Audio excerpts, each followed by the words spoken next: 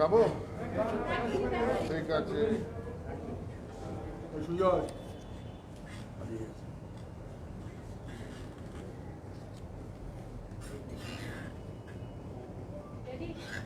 হ্যাঁ,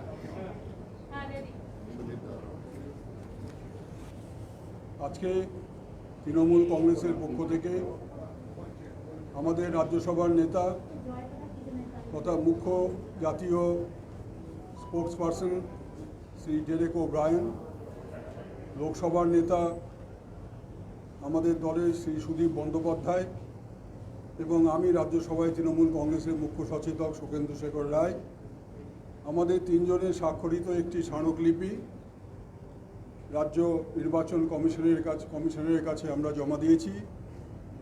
এই স্মারকলিপিতে আমরা দু তিনটি বিষয় উল্লেখ করেছি। তার মধ্যে প্রধান বিষয়টি হল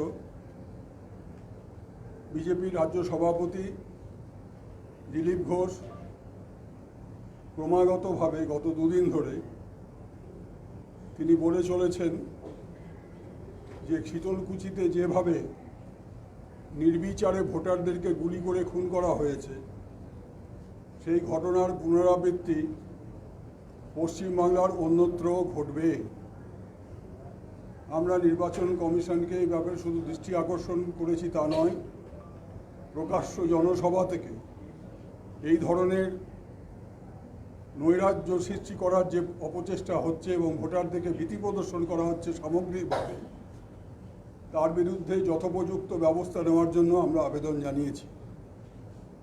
একইভাবে বিজেপির একজন প্রার্থী, এই নির্বাচনের প্রার্থী, যিনি প্রায় রবার্ট বুশের মতো অঙ্গীকার করেছেন যে ২৬ বার হেরে যাওয়ার পর হয়তো জিতবেন, এই আশা নিয়ে তিনি আবারও নির্বাচনে দাঁড়িয়েছেন।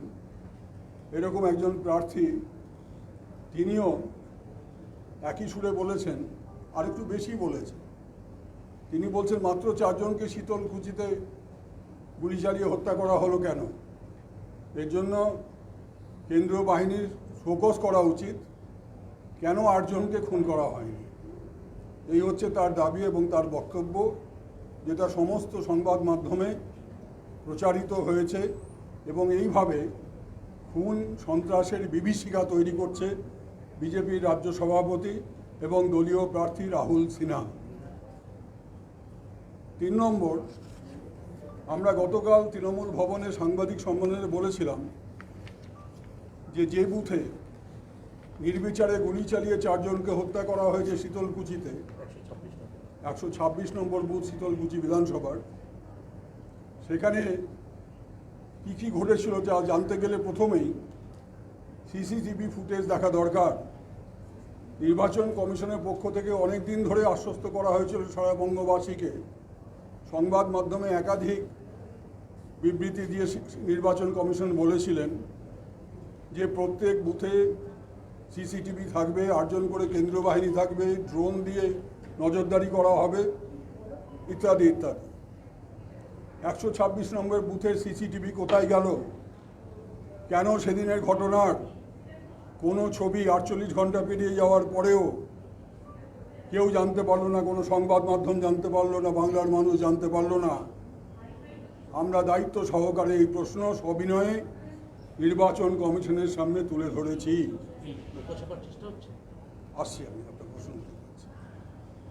আমরা গতকাল এই কথাও বলেছিলাম যে হয়তো দেখা যাবে, আজকে আমি বলেছিলাম যে তারিখটা আপনারা মনে রাখুন, ডেটটা লিখে রাখুন, যে ১১ এপ্রিল ৫:৩০টার সময় আমরা এই কথা বলছি। গতকাল এই কথা আমরা বলেছিলাম তখন বিকেল ৫:৩০, তারিখ ছিল ১১ এপ্রিল। যে বিজেপির আইটি সেলের ফ্যাক্টরি থেকে কোনো ফেক ভিডিও বা ফেক ছবি বের করে কিছু অপপ্রচার চালানো হতে পারে, এই আশঙ্কা আমরা প্রকাশ করেছিলাম। আজকে দেখা গেল যে আমাদের আশঙ্কা সত্যি প্রমাণিত হয়েছে, কারণ ওদের দলের সাংসদ অর্জুন সিং এবং নন্দীগ্রামের প্রার্থী শুভেন্দু অধিকারী, তারা দুইজনে টুইট করে দুটো ছবি প্রকাশ করেছে। যে ছবিতে দেখা যাচ্ছে একজন সিআইএসএফ পার্সোনেল, সিআইএসএফ অধিকারী, তার গালের কাছে মাংস নেই, এবং বলা হয়েছে যে এদেরকে ওই কুচবিহারের শীতলকুচির 126 নম্বর বুথের ভোটাররা তারা নাকি ওদেরকে আক্রমণ করে এইভাবে আহত করেছে। কিন্তু ফ্যাক্ট চেক করে দেখা গেল এই ছবিটি ঝাড়খণ্ডের, এবং ঝাড়খণ্ডে এই সিআইএসএফ অধিকারী এই যে জখম হয়েছিলেন সেটা লঙ্গুরের আক্রমণে। লঙ্গুর বলতে এটা বানর প্রজাতির প্রাণী, সেই বানর প্রজাতির প্রাণী লঙ্গুরের আক্রমণে তিনি আহত হয়েছিলেন। সেই ছবিটিকে আজকে সোশ্যাল সাইটে বা অ্যান্টি সোশ্যাল সাইটে তারা প্রচার করে এটা প্রমাণ করতে চাইছেন যে কুচবিহারের শীতলকুচির 126 নম্বর বুথের ভোটাররাই নাকি এটা করেছে। সুতরাং এইভাবে যে অপপ্রচার হচ্ছে এটার ব্যাপারেও আমরা নির্বাচন কমিশনের দৃষ্টি আকর্ষণ করছি যে এইভাবে হিংসা, সন্ত্রাস এবং ঘৃণার পরিবেশ তৈরি করা হচ্ছে। এখনও 4 দফা ভোট বাকি, ওরা পরাজয় নিশ্চিত বুঝতে পেরেই গুলি চালানোর ব্যবস্থা করেছে কেন্দ্রীয় সরকার, কেন্দ্রীয় স্বরাষ্ট্রমন্ত্রীর মাধ্যমে, এবং এই গুলি চালানোটাকে জাস্টিফাই করার জন্য তারা একের পর এক মিথ্যাচার তারা গ্রহণ করেছে। এইটুকুই আমাদের আজকে একটা প্রশ্ন ছিল যে ওইখানে যে ওয়েবকাস্টিং এর জন্য যে ক্যামেরাটা সেইটা কিন্তু স্ট্রিমিং হয়নি, মানে অফলাইন স্ট্রিমিং হয়নি, অফলাইন ছিল। সেই ছবি এখনো পর্যন্ত তার লক খোলা যায়, ওপেন করতে পারছে না। তাহলে কি লুকোছাপার চেষ্টা হচ্ছে? না, তাহলে ওটা কি একটা শো পিস হিসেবে রাখা হয়েছিল, যে এমন একটা ছবি তোলার যন্ত্র রাখা হলো যার চাবি খুঁজে পাওয়া যাচ্ছে না, অথবা চাবি পাওয়া গেলেও সেটা খোলা যাচ্ছে না, অথবা সেটা কাজ করছে না, সেখান থেকে কোনো ছবি তোলা যায় না। তাহলে জেনে শুনে এরকম একটা অচল যন্ত্র ওখানে বসানো হয়েছিল। তাহলে আমরা যে পূর্ব পরিকল্পিত ব্যাপারটা বলছি, এই তত্ত্বটাকে খানিকটা হলেও এটা প্রমাণ করে দিচ্ছে যে এটা হয়তো এটা একটা চক্রান্তেরই অঙ্গ, যে আগে থেকেই ঠিক ছিল যে এরকম একটা ঘটনা ঘটানো হবে, এবং যাতে কোনো ফুটেজ ছবি না পাওয়া যায় তার জন্য এমন একটা মেশিন বসিয়ে দেওয়া হবে যেখানে কোনো ছবি উঠবে না।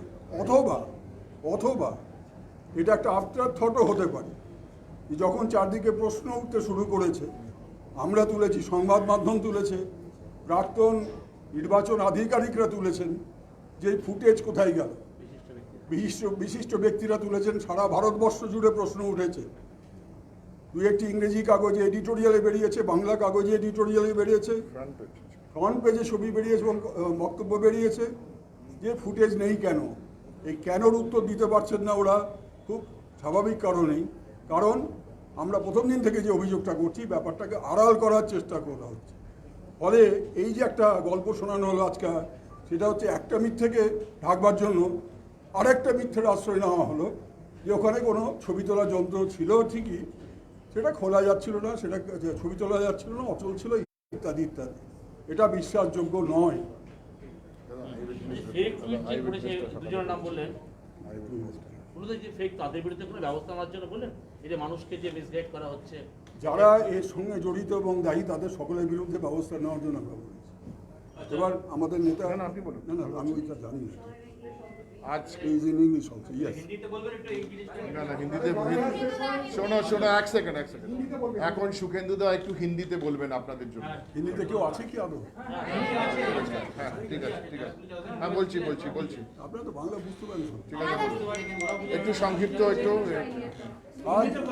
आज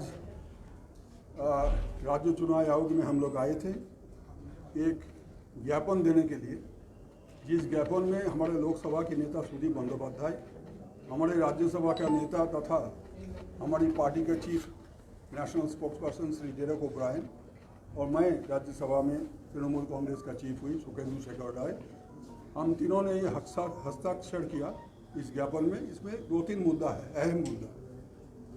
पहला मुद्दा तो यह है कि 2 दिन से बीजेपी का राज्य सभापति दिलीप घोष, जो कि सांसद भी है, इन्होंने आम सभा संबोधित करते हुए बोल रहे हैं कि बंगाल की जगह जगह शीतलकुची जैसा घटना घटेगी। यानी कि शीतलकुची में जिस ढंग से 4 वोटर को कत्ल कर दिया गया, उस तरह कत्लेआम की राजनीति, कत्लेआम की घटना आगे भी घटेगी। ये सरासर एक हिंसा को बढ़ावा देने के लिए उन्होंने बोला, ये हमारे अभियोग है और ये अभियोग हमने राज्य चुनाव आयोग के पास रखा।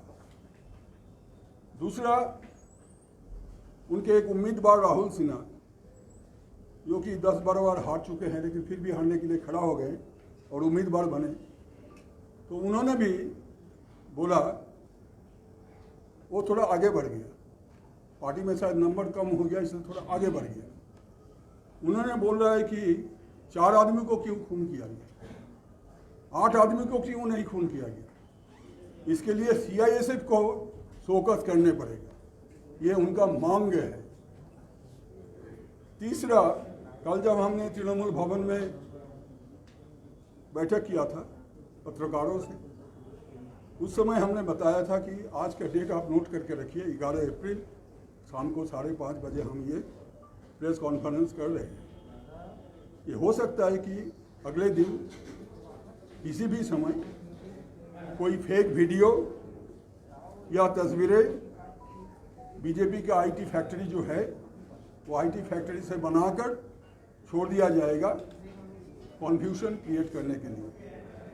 और हमारे ये जो शंका थी वो आज साबित हो चुकी है, क्योंकि बीजेपी पार्टी का MP अर्जुन सिंह और नंदीग्राम के उम्मीदवार शुभेंदु अधिकारी, ये दोनों ने ट्वीट करके 2 तस्वीरें दिखाया।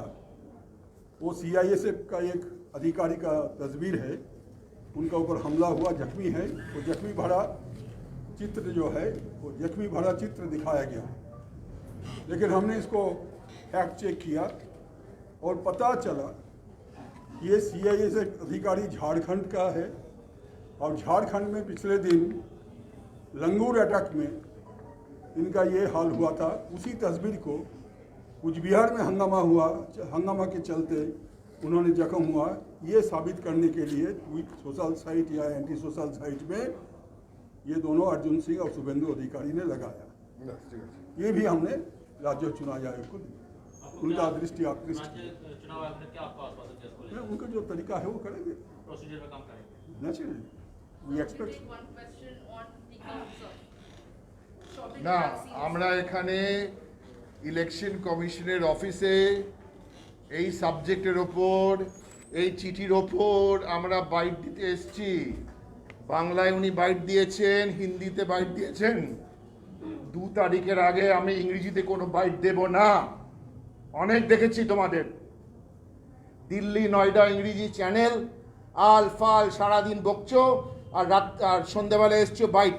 কোনো বাইট দেবো না। যাই বাংলায় বলেছি বাংলায় অনুবাদ করে চালাও, হিন্দিতে বলেছি হিন্দিতে অনুবাদ করে চালাও।